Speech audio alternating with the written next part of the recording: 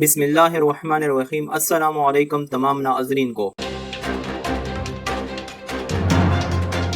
کیا پاکستانوں کو black list کر دیا گیا ہے؟ بھارتی میڈیا کی خبروں کے بعد FATF کی ترجمان کا بیان بھی آ گیا ہے۔ تفصیلات میں جانے سے پہلے اور ہر خبر سے باخبر رہنے کے لیے اگر آپ لوگوں نے ابھی تک پاک رائز نیوز کے چینل کو سبسکرائب نہیں کیا ہے تو ابھی سبسکرائب کریں اور ساتھ ہی بیل کا آئیکن بھی دبائیں۔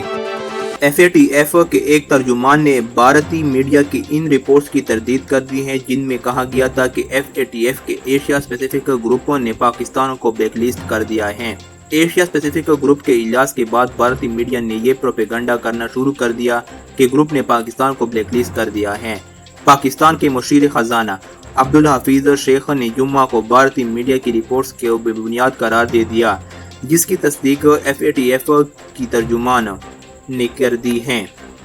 نجی ٹی وی سے گفتگو کرتے ہوئے FATF کی ترجمان نے کہا کہ کسی بھی ملک کو بلیک لسٹ میں ڈالنے کا اختیار صرف اور صرف FATF کو حاصل ہے اور اس کا کوئی بھی ریجنل گروپ یا ایشیا پیسیفک گروپ کسی ملک کو بلیک لسٹ نہیں کر سکتا۔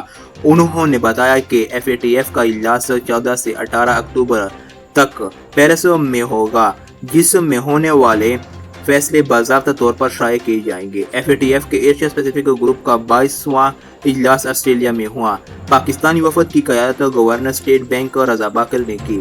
اجلاس میں فروری سے اکتوبر 2018 تک پاکستان کی تیسری رپورٹ پیش کی گئی۔ پاکستانی وفد نے FATF ایکشن پلان پر عمل درآمد میں بین الاقوامی برادری کی کاوشوں کو بھی سراہا اور اب تک کیے گئے اقدامات سے تفصیلی طور پر آگاہ کیا۔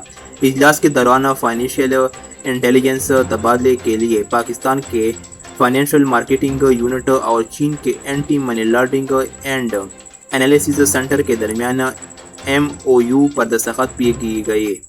اس ویڈیو کو زیادہ سے زیادہ لائک کریں اور نیچے کامنٹ سیکشن میں اپنی رائے ضرور دیں۔